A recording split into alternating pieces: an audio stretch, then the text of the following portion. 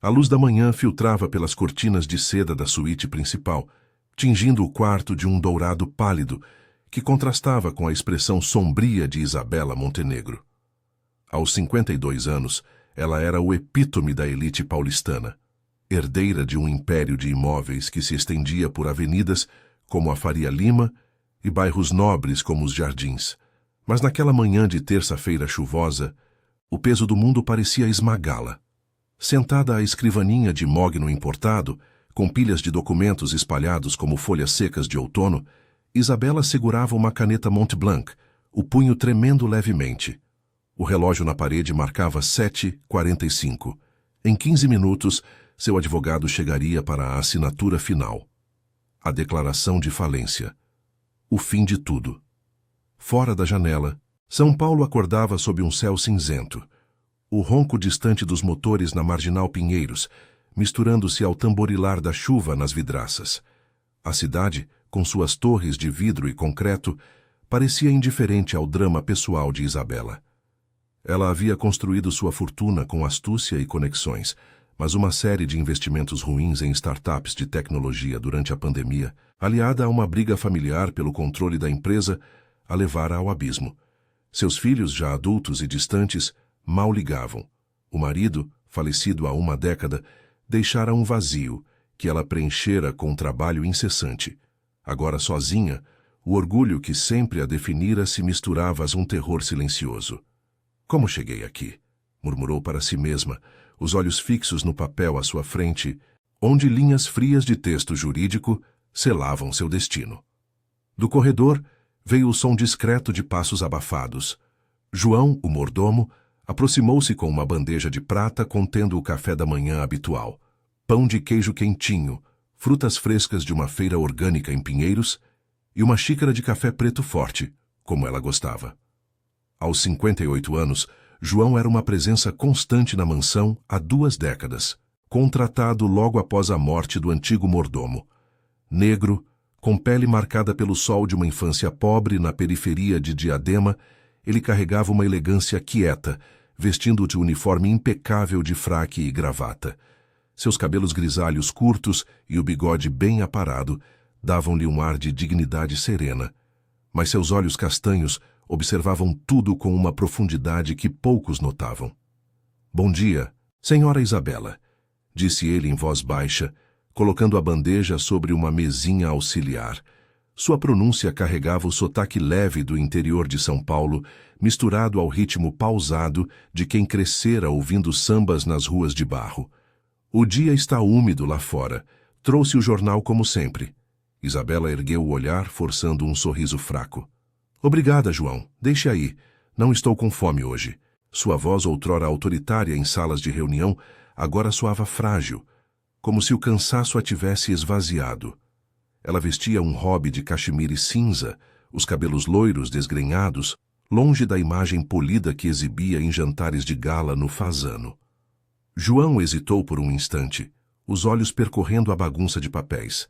Ele não era de intrometer-se, mas 20 anos servindo a família Montenegro o haviam ensinado a ler as entrelinhas.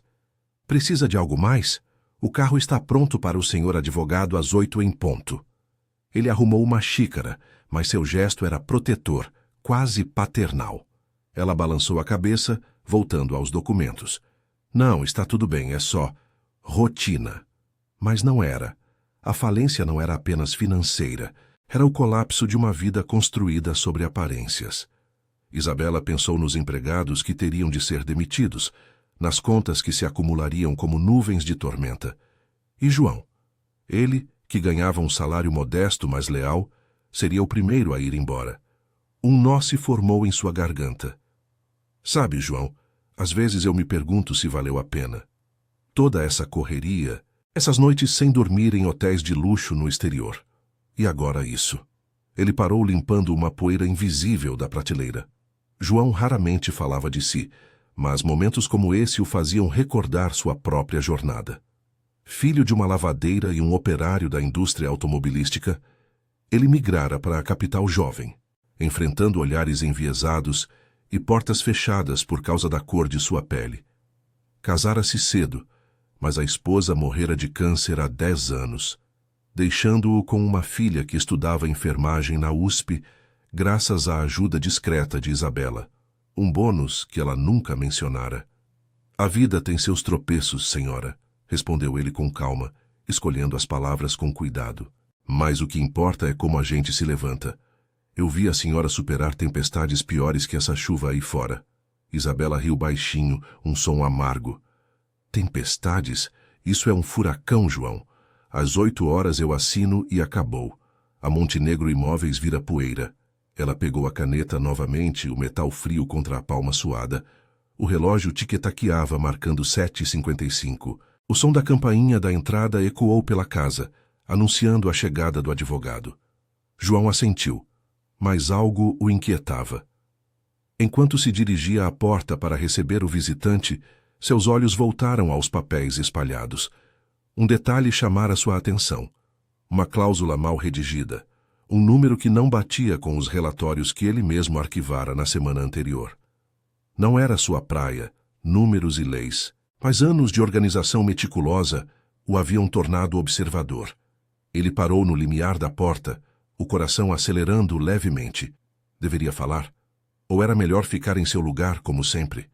Do lado de fora, a chuva intensificava, batendo nas janelas como um aviso. Isabela respirou fundo, preparando-se para o inevitável. O advogado, um homem de terno cinza e pasta de couro, entrava no hall, cumprimentando João com um aceno formal. Bom dia. Vamos direto ao escritório dela? João engoliu em seco. Sim, senhor, por aqui. Mas enquanto guiava o homem pelo corredor acarpetado, uma voz interna gritava para que ele agisse. A mansão, com seus lustres de cristal e quadros de artistas brasileiros nas paredes, parecia sufocante naquele momento. A dignidade de Isabela, a mulher que o tratara com respeito em tempos de preconceito velado, merecia mais que silêncio. Às 7h58, no escritório, Isabela posicionou o documento à sua frente. A caneta pairava sobre a linha assinada. O advogado pigarreou, ajustando os óculos. Está pronta, Isabela.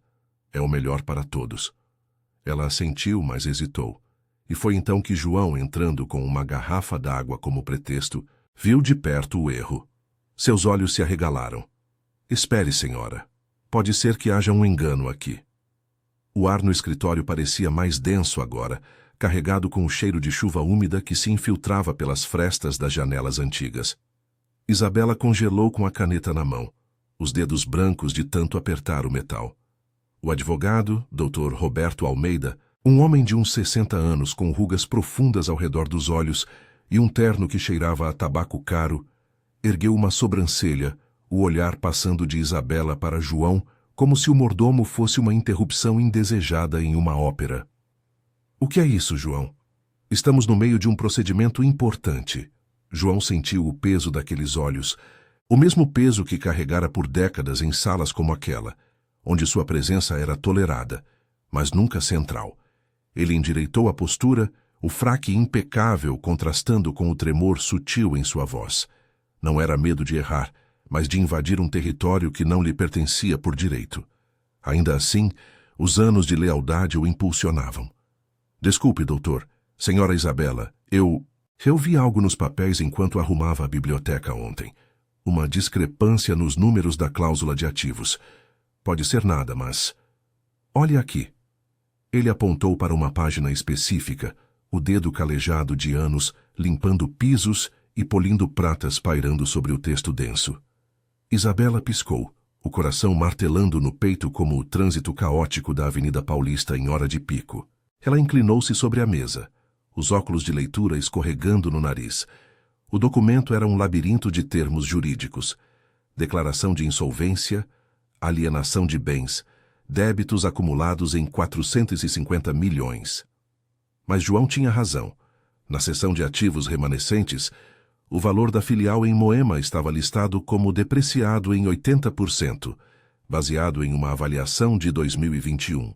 No entanto, ele se lembrava vividamente de arquivar um relatório atualizado na semana passada, enviado por um contador externo, que corrigia isso para uma desvalorização de apenas 40%, uma diferença de milhões que poderia reestruturar toda a equação financeira. Como você, Isabela murmurou, virando-se para João com uma mistura de incredulidade e gratidão que fez seus olhos marejarem. A chuva lá fora redobrava, transformando as ruas de asfalto molhado em espelhos quebrados, refletindo as luzes neon dos prédios altos. São Paulo, com sua desigualdade gritante, mansões como a dela ao lado de favelas escondidas nas encostas, parecia ecoar sua própria divisão interna, o luxo frágil contra o abismo da perda. O advogado pigarreou, folheando suas próprias anotações com irritação crescente. Isso é impossível. Verifiquei tudo com a equipe. João, você não é contador. Isso pode ser um equívoco seu. Sua voz carregava o tom condescendente de quem via o mordomo como mero mobiliário, ignorando as noites em que João organizava arquivos com precisão cirúrgica, aprendendo números por necessidade, não por escolha. Crescer na periferia de Diadema o ensinara a sobreviver com pouco. Contas de luz atrasadas, aluguéis apertados, o sonho de uma educação que nunca veio. Mas ele observava, absorvia, como uma esponja em um mar de oportunidades alheias. Não é equívoco, doutor, rebateu João com firmeza surpreendente, o sotaque interiorano ganhando força como um samba que resiste à chuva. Eu arquivei o relatório novo na pasta azul sob avaliações 2023. Tem o carimbo da firma de contabilidade em Pinheiros. Se assinarmos agora, perdemos essa correção. Pode ser o que salva a empresa de uma falência total. Ele pausou, sentindo o olhar de Isabela sobre ele. Não como patroa, mas como alguém que finalmente o via. 20 anos de silêncios cúmplices, de cafés servidos em crises familiares, de conselhos não pedidos sobre os filhos dela que ele dera em sussurros na cozinha. Isabela sentiu um calor subir ao rosto, uma mistura de vergonha e alívio. Como não notara? Os dias se fundiam em noites de insônia, pastilhas para dormir e chamadas ignoradas dos filhos. Pedro, o primogênito executivo em Nova York, e Sofia, a caçula que vivia de festas em Florianópolis, culpando-a pelo divórcio do pai. A solidão a cegara. Roberto, verifique isso agora. Ligue para o contador. João, você. Você salvou o dia. Sua voz tremia, mas havia uma faísca de vida ali, como o sol que tentava romper as nuvens cinzentas sobre o Ibirapuera. O advogado resmungou, pegando o telefone celular com relutância. Tudo bem, mas isso atrasa tudo. São 8h05 já. Ele discou, o som da chamada ecoando no silêncio tenso. Enquanto esperava, o escritório parecia menor, as paredes forradas de livros de direito e arte moderna, um Portinari autêntico que valia fortunas, testemunhando o momento. João ficou ali, bandeja esquecida na mão, sentindo o orgulho inchar no peito. Pela primeira vez, não era invisível. Lembrou-se da filha, Maria, que ele visitara no fim de semana na República apertada perto da USP. Ela estudava até altas horas, sonhando em ser enfermeira em um hospital público lotado, como o que salvara sua mãe tarde demais. Pai, você merece mais, dissera ela, abraçando-o forte. Agora ele via que merecia, sim. Mereciam todos. A ligação confirmou. O relatório estava correto. A cláusula errada poderia ser emendada, adiando a falência por semanas, talvez meses, tempo suficiente para uma reestruturação. O advogado fechou a pasta com um suspiro exasperado. Foi um descuido da minha equipe. Isabela, vamos remarcar para amanhã. Mas isso não resolve o buraco todo. Os investimentos em tech ainda sangram. Ela assentiu, mas o alívio a invadiu como uma brisa fresca após a tormenta. Obrigada, Roberto. E João? Fique. Vamos conversar sobre isso depois. Ele saiu, o carro ronronando na garagem subterrânea, deixando-os sozinhos. A chuva amainava, pingos esparsos batendo no telhado de telhas coloniais. João baixou a cabeça, humilde como sempre. Não foi nada, senhora. Eu só. Cuido da casa. Mas Isabela se levantou, aproximando-se dele pela primeira vez sem a barreira da patroa empregado. Não, João. Você cuidou de mim. Há quanto tempo você vê essas coisas e não diz? Seus olhos se encontraram, e ali, no coração da mansão opulenta, brotava uma conexão real, tecida de gratidão e reconhecimento mútuo. Enquanto o dia prosseguia, com o sol finalmente rompendo as nuvens e iluminando as ruas movimentadas de pinheiros, Isabela sentiu o primeiro vislumbre de esperança. A falência não era o fim. Era um recomeço, impulsionado por quem menos esperava, o homem que servira em silêncio, carregando sua própria carga de invisibilidade racial e luta diária. Mas sombras pairavam, os filhos distantes, os credores impacientes e o medo de que um erro salvo hoje não bastasse para curar as feridas profundas de uma vida solitária. A tarde se arrastava preguiçosa em pinheiros, com o sol agora filtrando pelas copas das árvores antigas da rua Oscar Freire, onde boutiques de grife exibiam vitrines impecáveis ao lado de camelôs, vendendo bijuterias baratas. Isabela e João estavam na cozinha da mansão, um espaço amplo com bancadas de granito preto e eletrodomésticos importados que raramente eram usados. O ar cheirava a café fresco e ao pão de queijo que João preparara como distração. Um gesto simples para quebrar o silêncio que se instalara após a saída do advogado. A chuva da manhã havia dado lugar a uma umidade pegajosa, típica de São Paulo no outono, fazendo com que as janelas embaçassem levemente. Isabela sentou-se à ilha central, o hobby trocado por uma blusa de linho branca e calça jeans que a faziam parecer mais acessível, longe da armadura de tailleurs que usava em reuniões. Seus cabelos, agora presos em um coque frouxo, revelavam fios grisalhos que ela nunca admitira tingir. João, sente-se. Pela primeira vez em anos eu insisto. Sua voz era suave, mas carregava uma vulnerabilidade que a deixava exposta, como se o erro no documento tivesse rachado não só os papéis, mas sua fachada de invencibilidade. Ele hesitou, o instinto de subserviência enraizado como as raízes das figueiras nas calçadas movimentadas de Vila Madalena. Aos 58 anos, João raramente se sentava na presença de patrões. Era uma regra não dita, aprendida nas casas de família rica onde servira antes. Mas o olhar de Isabela, cheio de uma gratidão genuína, o fez puxar uma cadeira de madeira. Seus ombros largos, marcados por anos carregando bandejas e móveis pesados, relaxaram um pouco. Senhora, não sei se é lugar meu falar de negócios. Eu só arrumo as coisas, sirvo o chá. Ela balançou a cabeça, servindo-lhe uma xícara de café. Não. João, você viu o que eu e uma equipe de advogados não vimos? Como? Conte-me. Seus olhos azuis e cansados fixavam-se nele com curiosidade real. Naquele momento, a cozinha parecia um confessionário improvisado, longe dos salões formais onde ele era invisível. Fora dali, São Paulo pulsava. O barulho de buzinas na marginal, o cheiro de poluição misturado a pastelarias de rua, a desigualdade que separava mansões como aquela das periferias onde João crescera. Ele tomou um gole, o café amargo reavivando memórias. Eu não sou formado, senhora. Cresci em Diadema, naqueles barracos de tijolo sem reboco, onde a gente contava moedas para comprar arroz no mercadinho. Meu pai trabalhava na montadora, turnos de 12 horas, e minha mãe lavava roupa para os ricos de Santo Amaro. Aprendi a ler números cedo, para não ser enganado nos boletos. Aqui na casa eu arquivo tudo. Contas, contratos, até os relatórios que você deixa na escrivaninha. Ontem vi que o número da filial em Moema não batia com o que o contador mandou por e-mail. Pensei, se eu não falo, quem vai? Isabela sentiu um aperto no peito, uma culpa que se misturava ao alívio. 20 anos atrás, contratara João por recomendação, atraída por sua discrição e eficiência. Ele era o único empregado que não fofocava sobre suas brigas com o marido, nem julgava suas ausências prolongadas, mas nunca o vira como aliado, só como parte do cenário. Eu fui cega, João. Toda essa vida de jet lag e negociações em Nova York me fez esquecer o básico, olhar de verdade. Meus filhos.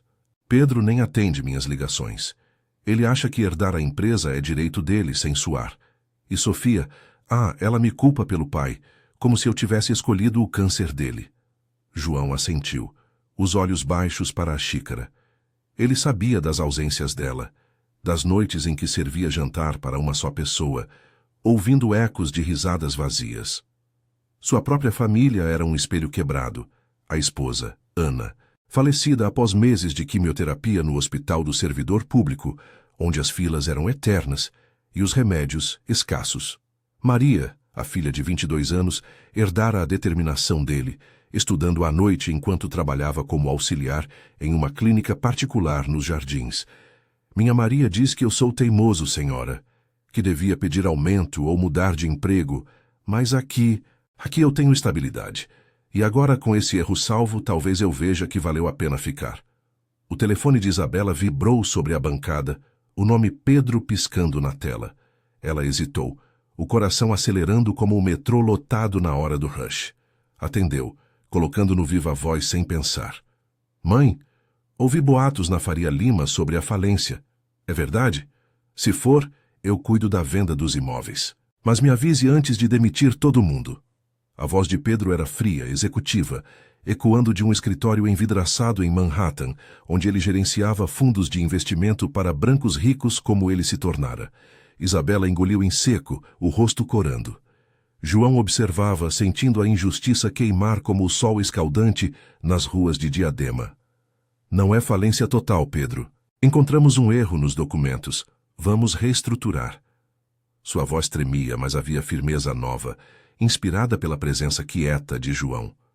Pedro riu, um som seco. Erro?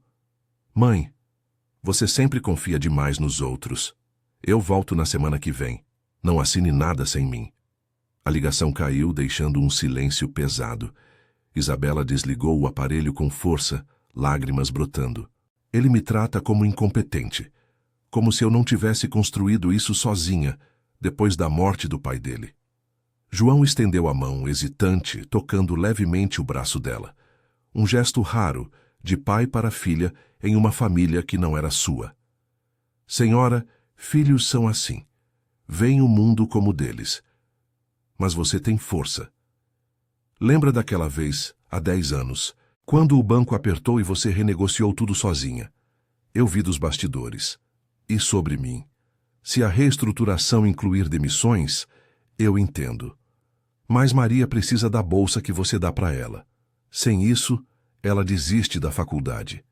Isabela ergueu o olhar, surpresa. Ela dera a bolsa anonimamente, através de uma fundação, sem saber que beneficiava a filha de João. Eu? Como você soube? O segredo a ligava a ele de forma inesperada. Um ato de bondade que ela fizera por impulso, recordando a própria juventude difícil em uma família de classe média baixa no interior de Minas. Eu vi o cheque na gaveta, senhora. Nunca disse nada. Obrigado por isso. Ela sonha em trabalhar no SUS ajudando gente como a mãe dela. A voz de João embargou, revelando camadas de dor. O racismo sutil nos olhares dos médicos que priorizavam pacientes pagantes. As noites em que ele orava para Ana sobreviver, só para perdê-la em uma cama de hospital público superlotado. Isabela apertou a mão dele, um gesto que selava uma aliança. Ninguém será demitido por enquanto, João, incluindo você. Vamos lutar juntos por isso. Talvez eu precise de olhos como os seus para ver o que está escondido. O sol poente tingia a cozinha de laranja, contrastando com as sombras das periferias visíveis da janela alta, onde luzes de postes começavam a acender em comunidades distantes. Enquanto o dia terminava com o tráfego da Avenida Rebouças rugindo ao fundo, Isabela sentiu uma faísca de resiliência. O erro salvo era só o começo. As feridas familiares e as pressões financeiras ainda sangravam, mas pela primeira vez não estava sozinha. João, com sua dignidade forjada na luta diária contra a invisibilidade, tornava-se o pilar que ela nunca soubera precisar. Mas o amanhã traria credores à porta, e Pedro, com sua ambição afiada, poderia complicar tudo. A transformação era gradual, tecida de conversas honestas e reconhecimentos tardios, em uma cidade que devorava os fracos sem piedade. A noite caía sobre São Paulo como um manto pesado, as luzes da Avenida Paulista piscando em neon frenético, contrastando com as sombras das vielas apertadas, onde famílias como a de João lutavam para acender lâmpadas fracas. Na mansão em Pinheiros, o ar-condicionado zumbia baixinho na sala de estar. Um espaço amplo com sofás de couro italiano e tapetes persas que abafavam os passos. Isabela andava de um lado para o outro, o telefone na mão, relendo mensagens de Pedro. Chego amanhã cedo. Não faça nada sem mim. O pânico da manhã dera lugar a uma determinação frágil, alimentada pela conversa com João, mas o peso da família fragmentada a esmagava novamente. João preparava o jantar na cozinha adjacente, o cheiro de feijão cozinhando devagar, misturando-se ao aroma de alho refogado, uma receita simples de sua infância em Diadema, adaptada para o paladar refinado dela. Ele cortava cebolas com precisão, os olhos semicerrados contra as lágrimas que subiam, não só do corte, mas de memórias que a conversa da tarde havia remexido. Aos 58 anos, ele raramente cozinhava para si mesmo. Na kitnet alugada em uma rua lateral de Vila Madalena, jantares eram sanduíches frios após turnos extras como faxineiro em eventos nos jardins. Mas ali, na casa dos Montenegro, ele encontrava um propósito que transcendia o salário modesto. Isabela, sente-se. O jantar fica pronto em 10 minutos, chamou ele limpando as mãos no avental. Usava o primeiro nome dela agora, uma permissão tácita da tarde que soava estranha em sua boca, como um samba fora do ritmo. Ela parou, olhando para ele com uma vulnerabilidade que a envelhecia 10 anos. Não consigo comer, João.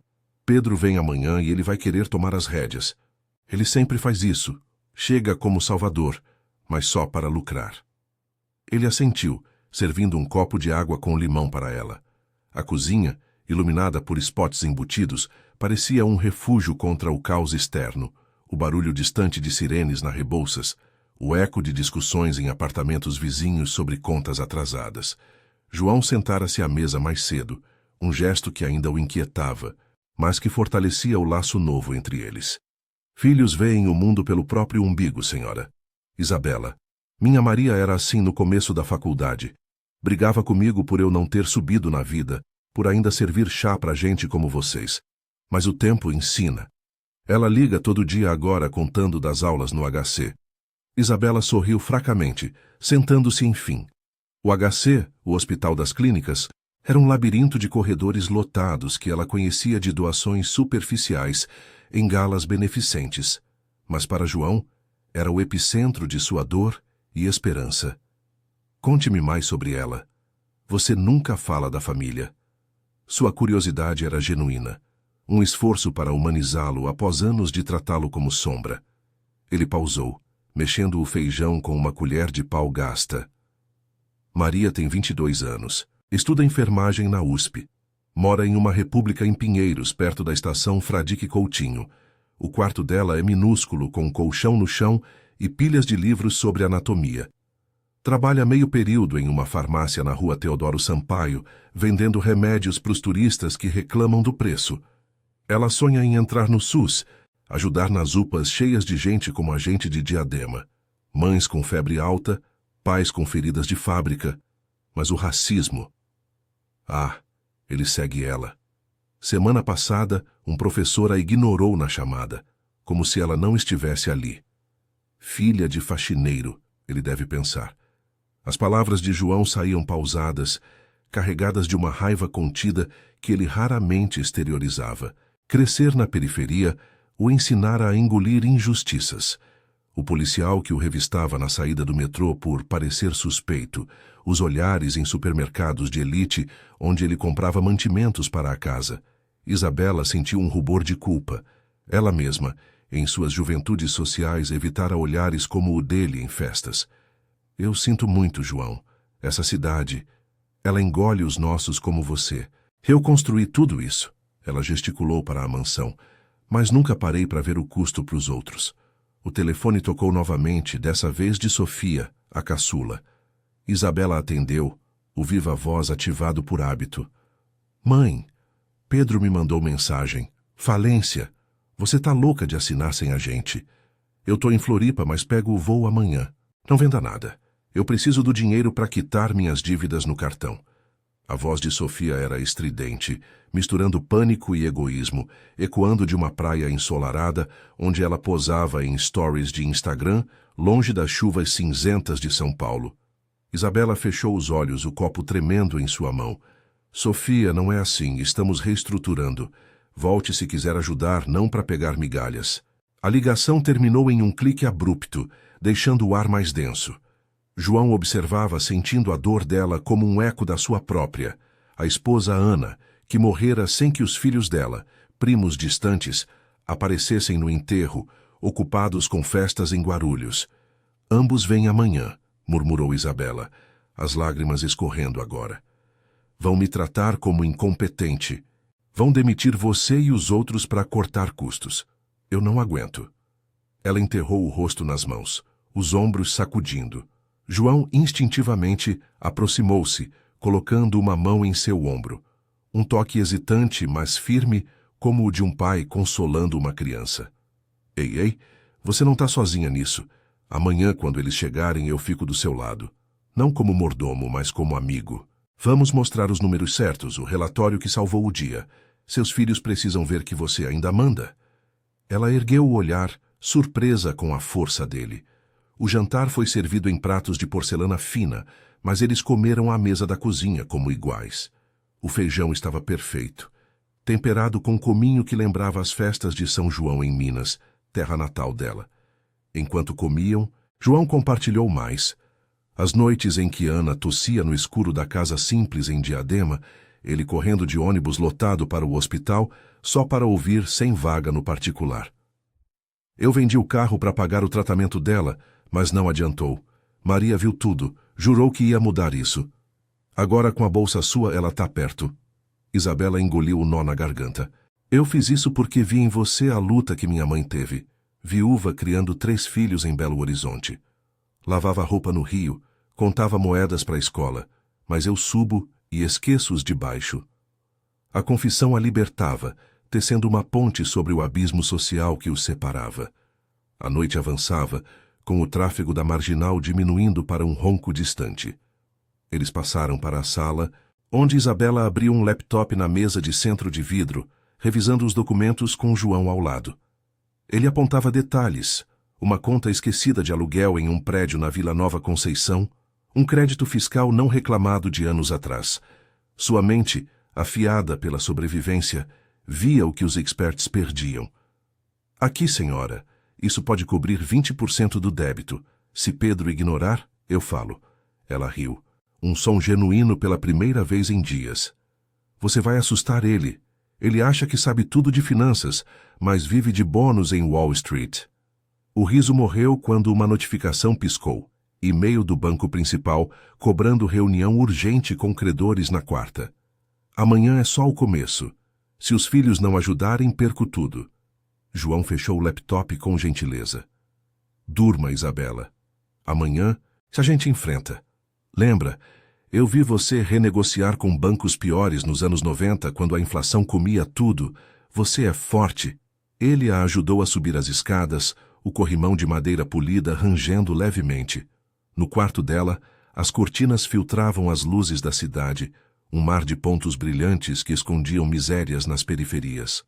Sozinha na cama king size, Isabela ouviu João trancar a casa, seus passos ecoando como um guarda-costas invisível. Pela primeira vez, o sono veio sem pastilhas, embalado pela resiliência dele. Mas no fundo, o medo persistia. Pedro e Sofia chegariam ao meio-dia, com malas de grife e demandas egoístas, e os credores não esperariam. A bondade de João era um farol, mas a tempestade familiar poderia apagá-lo. Em Diadema, Maria ligava para o pai naquela hora, ignorando o cansaço. Pai, como foi o dia? Você merece mais que servir. Ele sorriu no escuro da kitnet respondendo, hoje, filha, eu servi e fui visto. A transformação se espalhava, devagar, como a chuva que voltava a cair, lavando as ruas sujas de uma cidade dividida.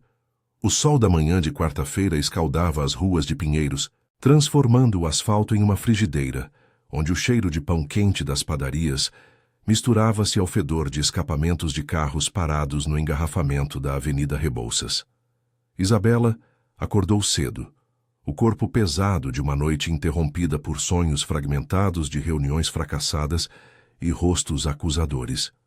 Desceu as escadas da mansão com um café na mão, o hobby de seda roçando as pernas, e encontrou João já na cozinha, arrumando a mesa para o café da família que se aproximava. Ele usava o uniforme habitual, mas havia uma postura mais ereta em seus ombros, como se a conversa da noite anterior tivesse endireitado algo que o tempo curvava. "Bom dia, Isabela", disse ele, colocando fatias de pão integral e queijo Minas ao lado de uma jarra de suco de laranja fresca. Sua voz era calma, mas os olhos castanhos carregavam uma vigilância nova, como um vigia em uma favela, sob ameaça de remoção. "Os filhos chegam ao meio-dia. O motorista está pronto para o aeroporto. Quer que eu prepare o almoço aqui ou levamos para o escritório?" Ela sentou-se, o estômago revirando com ansiedade. A cozinha, com suas paredes de azulejo branco e o relógio de parede marcando 8h30, parecia um bunker contra o mundo lá fora. O trânsito caótico. Os bancos que ligavam a cada hora cobrando juros compostos que devoravam sua fortuna como cupins em madeira podre. "Aqui mesmo, João. Não aguento mais salas de reunião frias. E obrigada. Por ontem. Você me deu coragem para enfrentar isso." Seus dedos tamborilavam na mesa, revelando o nervosismo que as noites de insônia não aplacavam. Ele assentiu, servindo o café sem alarde. João sentia o peso do momento. Aos 58 anos, ele sabia que famílias como os Montenegro se desfaziam em brigas por herança, como as que vira em casas anteriores, onde empregados como ele eram os primeiros a cair. Lembrou-se de Maria, que ligara de madrugada da República apertada, o barulho de sirenes ao fundo da rua Fradique Coutinho. "Pai, não se meta demais. Eles vão te usar e jogar fora." Mas ele não podia ficar à margem. A gratidão de Isabela era um laço que o prendia, mais forte que o salário. O meio-dia chegou com o ronco de um táxi na garagem. Pedro desceu primeiro, alto e magro, com um terno Armani amarrotado do voo de Nova York e uma maleta de couro que cheirava a couro italiano. Seus cabelos escuros penteados para trás e o olhar afiado de quem negociava milhões em Wall Street o faziam parecer uma versão mais jovem e impiedosa do pai falecido. Atrás dele, Sofia arrastava uma mala de rodinhas rosa, o vestido curto e salto alto, contrastando com o cansaço do voo de Florianópolis. Seus cabelos cacheados, tingidos de loiro, caíam em ondas artificiais, e o celular na mão piscava notificações de redes sociais. "Mãe, que bagunça é essa?" exclamou Pedro ao entrar na sala de estar, beijando-a distraidamente na bochecha.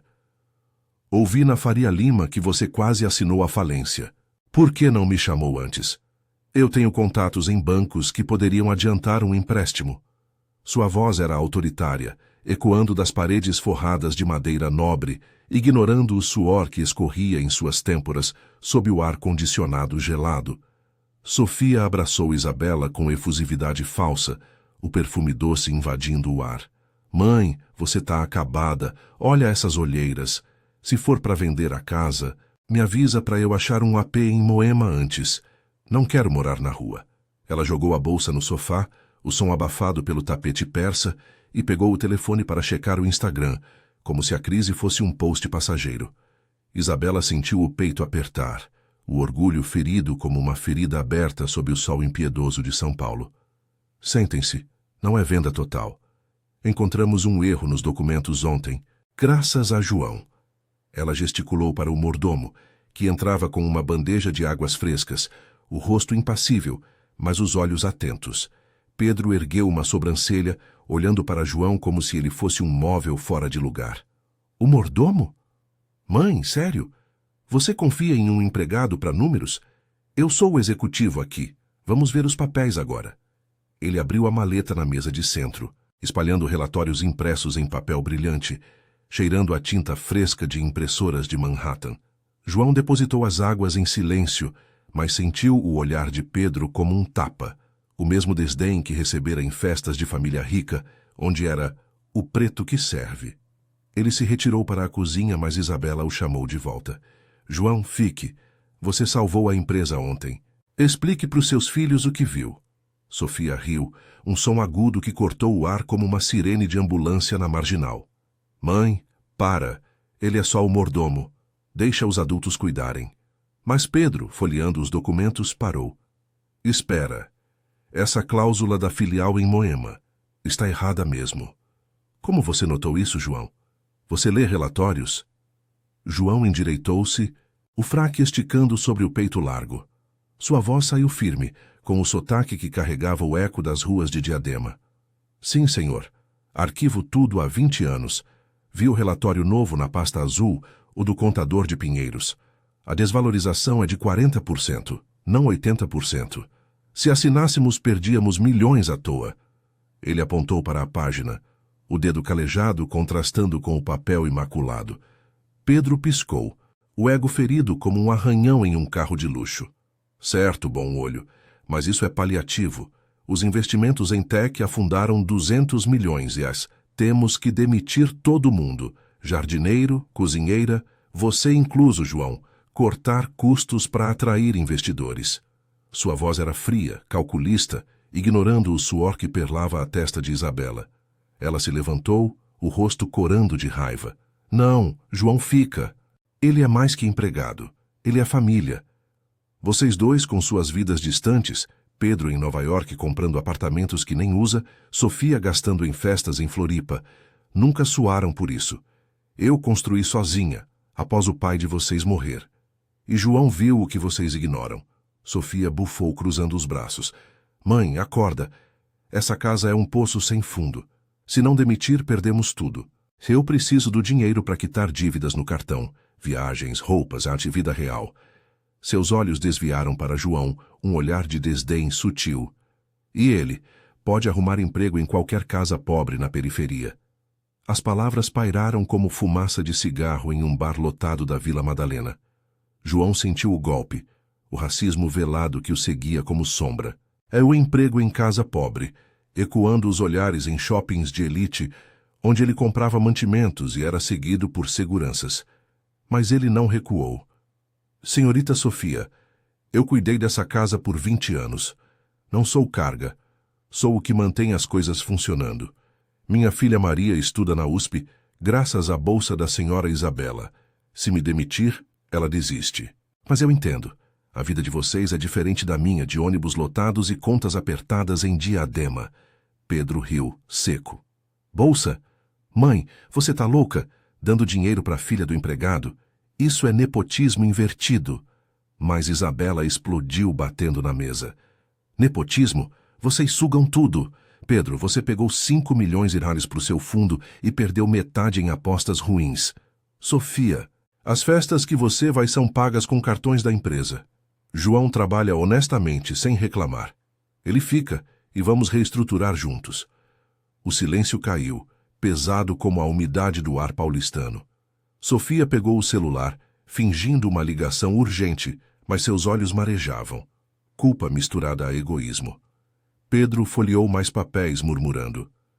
Tudo bem, adiamos demissões por uma semana. Mas contrate um consultor de verdade, mãe. Não dependa de intuição de mordomo. João saiu para a cozinha, o coração acelerado, mas uma faísca de orgulho queimando. Ele ligou para Maria enquanto preparava o almoço. Arroz, feijão e bife acebolado, cheiro reconfortante que enchia a casa. Filha, hoje eu falei, eles ouviram. Do outro lado, na República Barulhenta, Maria sorriu. Pai, você é o herói deles, mas cuida de você. No almoço, à mesa da sala de jantar com vista para o jardim murado, a tensão pairava como nuvens sobre o Ibirapuera. Isabela comeu pouco, os olhos fixos nos filhos.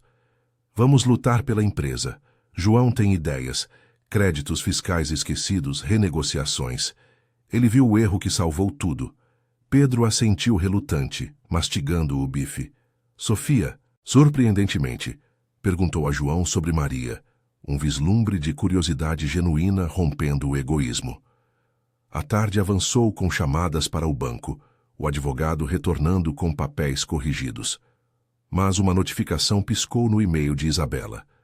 Os credores principais exigiam reunião imediata na Faria Lima, ameaçando embargo de bens. Pedro sorriu, predatório. Eu cuido. Mas sem João no meio. Isabela apertou a mão dele sob a mesa, um gesto de solidariedade que a ancorava. A transformação era dolorosa, rasgando velhas lealdades, mas tecendo novas, de patroa para aliada, de sombra para voz. Enquanto o sol se punha, tingindo o céu de vermelho sobre as torres de vidro, o medo de perder tudo crescia, mas a resiliência de João iluminava o caminho, prometendo um confronto final, que testaria laços forjados na adversidade. A tarde de quarta-feira se arrastava sob um sol implacável que transformava a Avenida Faria Lima em um caldeirão de asfalto fumegante, onde executivos de terno corriam de prédio a prédio, suando profusamente enquanto negociavam fortunas ao telefone. Isabela dirigia o Mercedes preto pela Marginal Pinheiros, o ar-condicionado lutando contra a umidade que grudava na pele como uma segunda camada de roupa. Ao seu lado, no banco do passageiro, João ajustava o cinto, vestindo uma camisa social simples que ela insistira em comprar para ele naquela manhã, um gesto de igualdade que ainda o deixava desconfortável, como se desafiasse as regras invisíveis de uma vida inteira de serviço. Atrás, Pedro e Sofia seguiam em um táxi separado, relutantes em compartilhar o carro com o mordomo promovido, como Pedro murmurara sarcástico no almoço. O escritório do banco principal ocupava o 25º andar de uma torre envidraçada, com vistas panorâmicas para o caos urbano de São Paulo. O serpentear do Tietê abaixo, coberto de poluição, e as favelas distantes nas colinas, pontinhos de telhados de zinco que lembravam a João sua infância em Diadema. A recepção era um mar de mármore branco e sofás de couro minimalista, onde o cheiro de café caro misturava-se ao perfume sintético de secretárias apressadas. Isabela assinou o livro de visitas com a mão firme, mas o coração batia descompassado, ecoando o ronco distante dos trens da CPTM, que transportavam trabalhadores como João para empregos exaustivos. O diretor executivo, um homem de uns 50 anos chamado Carlos Menezes, com gravata vermelha e aliança de ouro reluzente, recebeu-os em uma sala de reuniões com paredes de vidro fumê. Seus olhos passaram rapidamente por João, registrando-o como intruso antes de fixar-se em Isabela. Senhora, Montenegro, os credores estão impacientes. Os débitos somam 450 milhões e os investimentos em tech foram um desastre. Assinatura de falência ou plano de reestruturação imediato. Sua voz era cortante, como o ar seco do ar-condicionado que ressecava a garganta. Pedro sentou-se à cabeceira da mesa oval, abrindo sua maleta com autoridade. Eu cuido disso, Carlos. Sou o executivo da família. Temos um plano. Corte de custos, venda de ativos periféricos, demissões em massa, incluindo o pessoal da mansão. Ele gesticulou vagamente para João, que permanecia de pé ao lado de Isabela, sentindo o peso daqueles olhares como o de um interrogatório policial na periferia. Sofia, sentada ao lado do irmão com as pernas cruzadas e o celular escondido no colo, assentiu distraidamente, os olhos vidrados em uma notificação de like. Vende o que der. Eu preciso do meu quinhão para quitar dívidas. Sua voz era leve, como se discutisse um vestido em promoção na Oscar Freire, ignorando o suor que escorria pela nuca de Isabela sob as luzes fluorescentes. Isabela engoliu em seco, o estômago revirando como nas curvas apertadas da Avenida Brigadeiro Faria Lima no Rush. Não é tão simples, Pedro. Ontem descobrimos um erro nos documentos. A filial em Moema vale mais do que pensávamos, e há créditos fiscais não reclamados de anos atrás. Ela olhou para João, um pedido silencioso de apoio. A sala parecia menor agora, as cadeiras de couro rangendo sob o peso da tensão. Enquanto do lado de fora, nuvens escuras se acumulavam sobre o horizonte, prometendo outra chuva torrencial. Menezes ergueu uma sobrancelha folheando pastas grossas. Créditos, mostre. Sem provas, prosseguimos com o embargo amanhã. Pedro riu, confiante. Mãe, isso é conversa fiada. Deixe que eu apresente os números reais. Ele deslizou um relatório impresso pela mesa, destacando cortes drásticos. Demissões de 80% da equipe. Venda da mansão por 50 milhões. João observava, o peito apertado pela injustiça. Ele via os números, mas também as vidas. A cozinheira Maria José, mãe solteira com 3 filhos em uma casa alugada no Butantã. o jardineiro que viajava horas de Osasco todo dia. Mas João não aguentou o silêncio. Endireitando-se, ele se aproximou da mesa, ignorando o olhar de advertência de Pedro. Com licença, Sr. Menezes. Eu arquivei esses relatórios. O crédito fiscal é de 2018. Um abatimento de ICMS não processado na expansão para o shopping em Moema. Vale 80 milhões e se reivindicado agora. E a filial não está depreciada em 80%. O laudo atual é de 40%, como o contador confirmou ontem. Sua voz ecoou firme, o sotaque interiorano cortando o ar polido como uma brisa da periferia invadindo um shopping de elite. Ele apontou para uma cláusula no documento de Pedro, o dedo calejado tremendo levemente, mas os olhos fixos, cheios da dignidade forjada em anos de invisibilidade. A sala congelou. Pedro corou, batendo na mesa. "O quê? Você não é ninguém aqui? Mãe, mande ele calar a boca." Sofia bufou, mas Menezes inclinou-se para a frente, intrigado. "Interessante. Verifique isso, assistente." Uma secretária digitou furiosamente no laptop, e minutos depois o rosto de Menezes se iluminou. "É verdade. Isso muda tudo. Adianta o embargo e abre espaço para refinanciamento. Quem é você, afinal?" João baixou os olhos por um instante, sentindo o rubor subir às bochechas escuras. "Só o mordomo da família, senhor. Mas 20 anos organizando papéis me ensinaram a ver o que escapa." Isabela apertou sua mão sob a mesa, um gesto de gratidão que a fez tremer. Pedro ficou mudo, o ego rachado como o asfalto rachado pela chuva nas ruas de São Paulo. Sofia, surpreendentemente, murmurou: "Uau, ele salvou de novo." A reunião se estendeu por horas, com chamadas para contadores e advogados. O plano emergiu: reestruturação gradual, mantendo a maioria dos empregos, usando os créditos para um empréstimo ponte. Menezes assinou um aditamento provisório, o sol poente tingindo a sala de laranja através das janelas. "Vocês têm 60 dias. Não desperdicem." Ao saírem, o ar úmido da rua os envolveu, a chuva fina começando a cair, lavando o pó das calçadas lotadas de pedestres apressados. No carro de volta, o silêncio era denso como a neblina sobre o rio. Pedro dirigia agora, as mãos brancas no volante. "Tudo bem, João. Você tem olho bom. Mas não pense que isso te torna sócio." Sua voz era relutante, mas havia um respeito forçado ali, como o reconhecimento de um patrão periférico após uma promoção merecida. Sofia, no banco de trás com Isabela, tocou o braço da mãe. "Mãe, desculpa. Eu fui egoísta. Talvez eu possa ajudar de verdade, em vez de só reclamar." Lágrimas escorriam por seu rosto maquiado, borrando o rímel, enquanto as luzes dos postes acendiam nas ruas molhadas de pinheiros. Isabela sorriu, exausta mas aliviada, olhando para João pelo retrovisor. "Obrigada a todos, mas foi João quem nos tirou do buraco. Ele não é só mordomo, é o coração dessa casa." João assentiu, os olhos marejados pela primeira vez, pensando em Maria, que esperava uma ligação sua na República apertada, sonhando com um mundo mais justo no SUS lotado.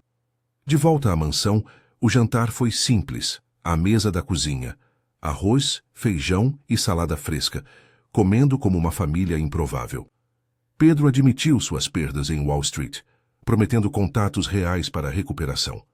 Sofia desligou o celular, perguntando sobre a vida de João em Diadema. Os olhos curiosos pela primeira vez. A chuva batia nas janelas, mas dentro um calor novo se espalhava, de laços tecidos na adversidade, de reconhecimento que curava feridas antigas. Naquela noite, Isabela deitou na cama, o sono vindo profundo sem o peso da solidão. João, em sua kitnet simples, ligou para Maria. "Filha, hoje eu fui visto e ajudei a mudar vidas." A cidade dormia sob a chuva, suas desigualdades ainda gritantes, mas naquela casa a resiliência triunfava, transformando orgulho em compaixão, invisibilidade em força. A falência fora evitada, não por milagres, mas por olhos atentos e corações abertos, provando que a verdadeira riqueza estava nas conexões humanas, forjadas no fogo das lutas diárias de São Paulo.